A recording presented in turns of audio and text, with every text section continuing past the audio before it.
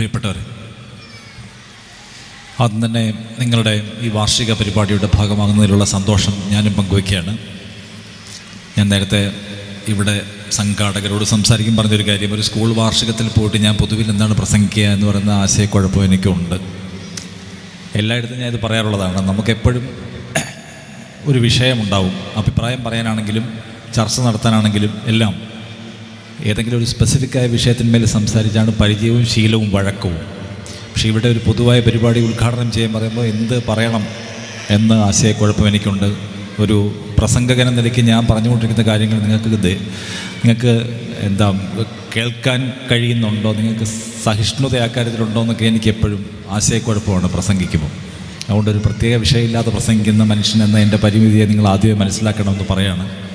എങ്കിലും ഒരു സ്കൂൾ വാർഷികത്തിൽ നിൽക്കുമ്പോൾ നമ്മുടെ സ്കൂള്, കുട്ടികൾ, അവരുടെ പഠന മേഖല, അതിന് പുറത്തുള്ള കാര്യങ്ങൾ, ഇവയെല്ലാം അതിനെക്കുറിച്ചെല്ലാം നമുക്കൊരു ആലോചന ഉണ്ടാവേണ്ട സമയമാണ് എന്നെനിക്ക് തോന്നുന്നു. എല്ലാവരും എപ്പോഴും പറയുന്ന പോലത്തെ ഒരു ക്ലീഷേ വാചകമുണ്ടല്ലോ, സ്കൂൾ പഠിക്കാൻ പോകുമ്പോൾ നമ്മൾ പാഠപുസ്തകത്തിലേത് മാത്രം പഠിക്കേണ്ടവരല്ല, പാഠപുസ്തകത്തിന് പുറത്ത് വിശാലമായ ഒരു ലോകമുണ്ടെന്നും ആ ലോകത്തെക്കുറിച്ച് പഠിക്കാൻ നമ്മുടെ കുഞ്ഞുങ്ങളെ പ്രാപ്തരാക്കേണ്ടതുണ്ട് എന്നൊക്കെ നമ്മളോട് പറയും. നമ്മളെവിടെയൊക്കെയോ എപ്പോഴൊക്കെയോ എത്രയോ തവണ കേട്ട് മറന്നിട്ടുള്ള, അല്ലെങ്കിൽ കേട്ട് ശീലിച്ച് തഴമ്പിച്ച ഒരു വാചകമാണ്.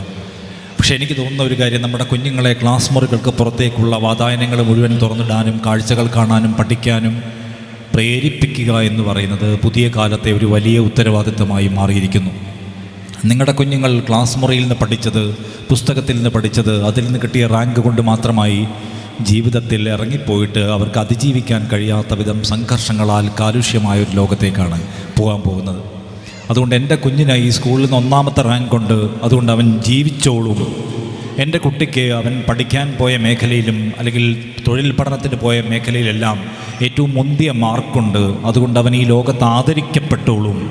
ആ ആദരവും കൊണ്ട് അവൻ വലിയ ജോലി നേടിക്കോളും. അതുകൊണ്ട് അവനും അവൻ്റെ കുടുംബവും അവളുടെ കുടുംബവും സ്വസ്ഥമായി അങ്ങ് ജീവിച്ചോളും എന്നുള്ള സ്വാർത്ഥ വിചാരത്തിൽ നിന്ന് നമ്മുടെ കുട്ടികളെ നമ്മൾ വിടുവിപ്പിക്കണമെന്നാണ് ഞാൻ ആദ്യം പറയുക.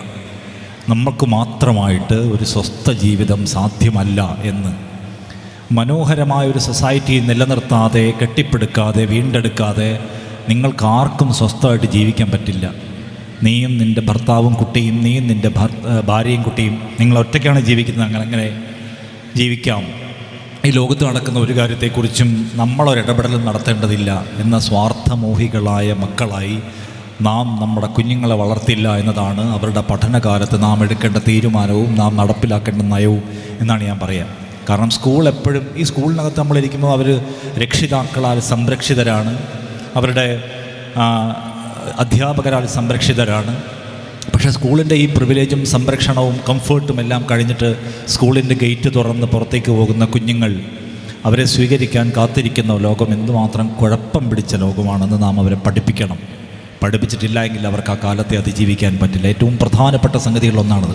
അത് 2 കാര്യങ്ങളുണ്ട്. ഒന്ന് വെല്ലുവിളികളെ അതിജീവിക്കാനാണ്, രണ്ടാമത്തേത് ലോകത്തോടുള്ള നമ്മുടെ ഉത്തരവാദിത്വം എന്താണെന്ന് അവരെ പഠിപ്പിക്കാനാണ്. 1ാമത്തെ കാര്യം, കുഞ്ഞുങ്ങളെ പഠിപ്പിക്കേണ്ടത്, നമ്മുടെ കുഞ്ഞുങ്ങൾക്ക് നല്ല സ്കൂൾ കിട്ടി, നല്ല രക്ഷിതാക്കളെ കിട്ടി, നല്ല അധ്യാപകരെ കിട്ടി.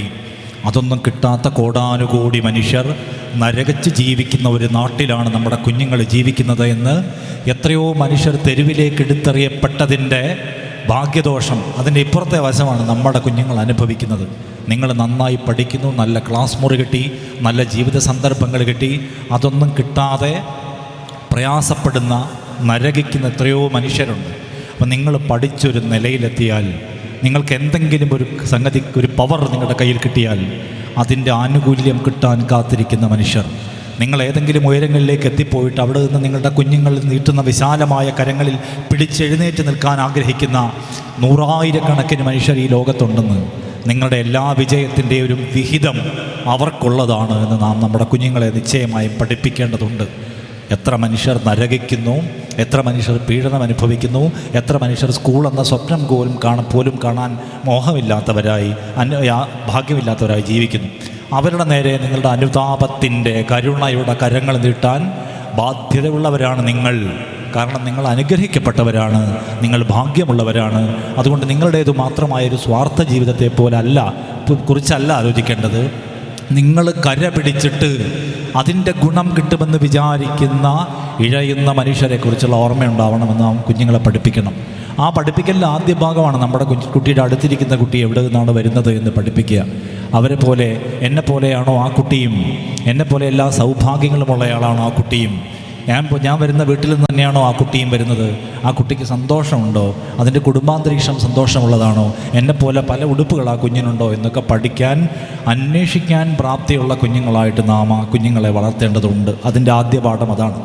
രണ്ടാമത്തെ പ്രശ്നം എന്താണ്? പുറത്തേക്ക് ഇറങ്ങി ചെല്ലുമ്പോൾ കാത്തിരിക്കുന്ന മനുഷ്യർ നമ്മുടെ സഹായം കാത്തിരിക്കുന്നവർ മാത്രമല്ല, നമ്മെ ഇല്ലാതാക്കാൻ ശ്രമിക്കുന്നവർ, നമ്മുടെ സ്വസ്ഥമായ അതിജീവനത്തെ തടസ്സപ്പെടുത്താൻ നിൽക്കുന്ന വലിയ സംഘങ്ങൾ പുറത്ത് കാത്തിരിക്കുന്നുണ്ട് എന്ന് നാം നമ്മുടെ കുഞ്ഞുങ്ങളെ പഠിപ്പിക്കണം.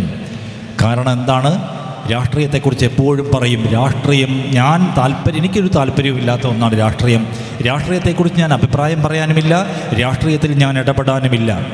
പക്ഷേ രാഷ്ട്രീയം അതിൽ നിങ്ങൾ ഇടപെട്ടിട്ടില്ല എങ്കിൽ അതിൽ നിങ്ങളിൽ വന്ന് ഇടപെടും എന്നതിൻ്റെ അവസാനത്തെ ഉദാഹരണമാണ് നമ്മൾ ഇന്ത്യയിലൊരു മഹാനായ വലിയ ഒരു വ്യവസായി ഇന്നലെ സ്വയം വെടിവെച്ച് മരിച്ചു. രാഷ്ട്രീയത്തിൽ നിങ്ങൾ ഇടപെട്ടിട്ടില്ലെങ്കിൽ രാഷ്ട്രീയം വന്ന് നിങ്ങളിൽ ഇടപെടുമെന്നതിൻ്റെ ഏറ്റവും വലിയ പാഠം. ഡൽഹിയിലെ മലിനീകരണം നടക്കുമ്പോൾ അതിൽ സർക്കാരിനെ കുറ്റപ്പെടുത്തിക്കൊണ്ടുള്ള വാർത്തകൾ കാണുമ്പോൾ എനിക്കതിലൊന്നും ഒരു താല്പര്യവുമില്ല എന്ന് പറഞ്ഞതുകൊണ്ട് ഡൽഹിയിലെ വായു മാലിന്യം നിങ്ങളുടെ ശ്വാസകോശത്തിലേക്ക് വരാതിരിക്കില്ല എന്ന് പറഞ്ഞതുപോലെ പുറത്ത് നടക്കുന്ന കാലുഷ്യങ്ങളെക്കുറിച്ച് നാം മനസ്സിലാക്കേണ്ടതുണ്ട്.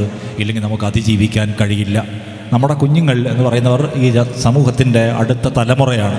അവർക്ക് സ്വസ്ഥമായി ജീവിക്കാൻ എന്താണോ ഈ ലോകത്തെക്കുറിച്ച്, ഈ നാടിനെക്കുറിച്ച് നമ്മുടെ പൂർവ്വപിതാക്കന്മാർ കണ്ട വലിയ സ്വപ്നം, ഇതേതെങ്കിലും തരത്തിലുള്ളൊരു മതരാഷ്ട്രമായി ഉയർന്നെടുക്കണമെന്നല്ല, ഇതൊരു ഓട്ടോക്രാറ്റിക് സ്റ്റേറ്റായി ഉയർന്നെടുക്കണമെന്നല്ല, ഇതൊരു മതനിരപേക്ഷ ജനാധിപത്യ സൗഹാർദ്ദ രാഷ്ട്രഭൂമികയായിട്ട് നിൽക്കണം എന്നാണ് ഇതിനെക്കുറിച്ച് ഇതിൻ്റെ പൂർവ്വപിതാക്കൾ കണ്ട സ്വപ്നം.